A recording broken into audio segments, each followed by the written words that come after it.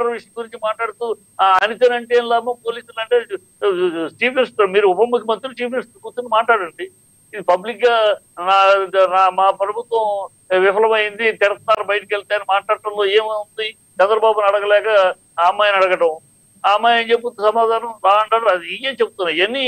ఆయన ఏదో చేస్తాడు ఏదో అనుకుంటే అన్ని ఆయన సరే. ఆయన రాజకీయ ఇప్పుడు ఢిల్లీ వెళ్తున్నాడు, ఢిల్లీకి వెళ్ళి అక్కడ గుడ్ బుక్స్ లోకి వెళ్ళాలి వాళ్ళకి అనుకుంటున్నాడు. వాళ్ళు శుభ్రంగా నెత్తిని పెట్టుకుని పట్టను పడేస్తారు కింద. బీజేపీ యొక్క లక్షణం అది, బీజేపీ చరిత్ర అది. ప్రతి స్టేట్ లోనూ వాళ్ళు ఎవరిని ఎలా వాడుకుంటారు, ఎప్పుడు పడేస్తారు తెలుసు.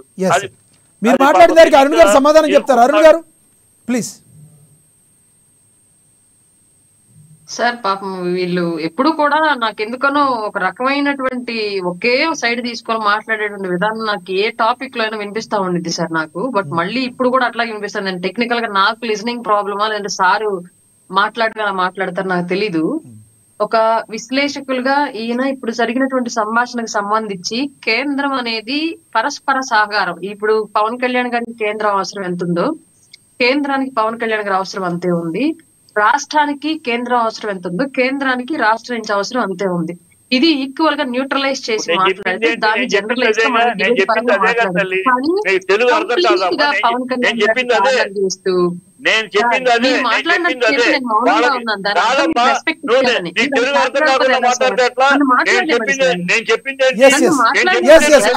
సమాధానం చెప్పనండి సార్.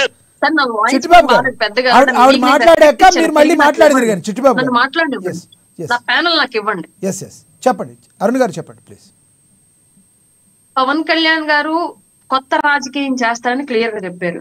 దాని ప్రకారమే ఇవాళ అందరూ పదవులు ఎందుకు తీసుకోవు, హోమ్ మినిస్టర్ ఎందుకు తీసుకోలేదు, సీఎం ఎందుకు అడగలేదు, 50 సీట్లు ఎందుకు తీసుకోలేదు అని ఇన్ని క్వశ్చన్లు చేస్తున్నా సరే నాకు అధికారంలోకి రావడం ఇంపార్టెంట్, అధికారంలోకి వచ్చాక ఆంధ్రప్రదేశ్ అభివృద్ధి కోసం నిలబడడం ఇంపార్టెంట్ అని రెండే నినాదాలు తీసుకున్నారు.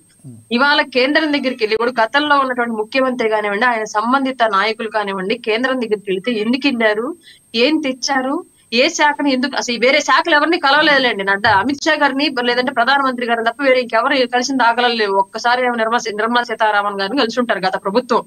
కానీ వాళ్ళ పవన్ కళ్యాణ్ గారు ఆయన శాఖలకు సంబంధించినట్టు కేంద్ర మంత్రులతో పాటుగా కూడా రాష్ట్రానికి నిధులు తీసుకొచ్చేటువంటి శాఖలు ఏవైతే ఉన్నాయో, ఇక్కడ సోర్సెస్ ఉండి సరైన పర్యవేక్షణ లేక నిరాధారణకు గురయ్యి నష్టాల్లో ఉన్నటువంటి శాఖలు ఏవైతే ఉన్నాయో, లైక్ టూరిజం కానివ్వండి, అటవీ శాఖ కానివ్వండి, రైల్వే కానివ్వండి, వీటన్నింటి అంశాలకు సంబంధించి పూర్తిగా కేంద్ర ప్రభుత్వ సహకారం, కేంద్ర మంత్రుల సహకారం అడగడంతో పాటు ఏ విషయం మీద అడిగారు, ఎంత మేర హామీ వచ్చింది, ఎన్ని నిధులు ఇస్తామన్నది ఇమీడియట్ గా అక్కడే ప్రశ్న అడ్రస్ చేసి చెప్పే విషయం మనం చూసాం.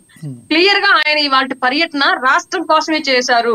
ఆయన శాఖలతో సంబంధం లేని శాఖలకు కూడా ఆయనే బాధ్యత తీసుకుని అక్కడ మాట్లాడి కేంద్రంతో ఉన్న సఖ్యతతోటి నిధులు తీసుకురావడానికి ప్రయత్నం చేశారని చెప్పేసి తెలిసిన అంశం. అలాగే నిన్న టూరిజం శాఖ మినిస్టర్ తో మాట్లాడితే ఈ రోజు ఆల్రెడీ 104 కోట్ల రూపాయలు కేంద్రం నుంచి రిలీజ్ అయిన విషయం కూడా మనం చూసాం టూరిజం శాఖకు సంబంధించి.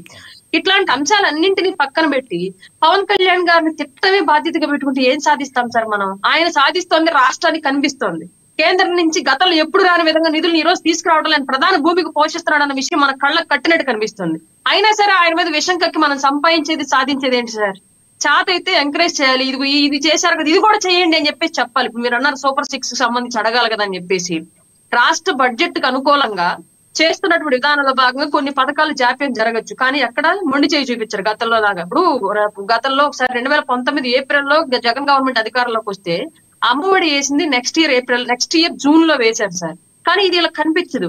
ఆ ఎన్డీఏ కూటమి మాత్రం అధికారంలోకి వచ్చిన వెంటనే అమ్మఒడి ఏదో తల్లికి వందనం పేరుతో డబ్బులు వేస్తామన్నారు, రైలు అని చెప్పేసి క్వశ్చన్ చేస్తున్నారు. కానీ 4 ఏళ్లు పట్టినటువంటి పెన్షన్ పెంపకం విధానాన్ని గత ప్రభుత్వంలో ఈ ప్రభుత్వం వచ్చిన నెలలోనే వేసిందన్న విషయం మాత్రం ఒప్పుకోరు, చెప్పరు.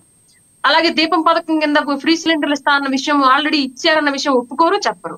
అలాగే డిఎస్సి రిలీజ్ చేస్తామన్న విషయం రిలీజ్ చేశానని ఒప్పుకోరు, చెప్పరు. వీళ్ళు చేసేది ఏంటి అంటే ఎంతసేపటికి మంచి చేసినప్పటికీ కూడా బురదే చల్లాలి. సరే ఈ బురద మీరు వైసీపీ ప్యానల్లో వైసీపీ కండవ మీద ఉండి చల్లండి, ఒప్పుకుంటాం, తప్పులేదు.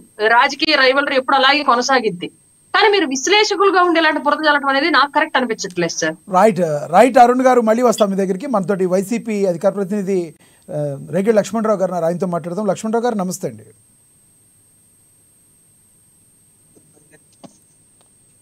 లక్ష్మణరావు గారు గుడ్ ఈవినింగ్ అండి. లక్ష్మణరావు గారు మాట్లాడే ముందు మన దగ్గర ఒక బైట్ ఉంది, అది ఒకసారి చూద్దాం.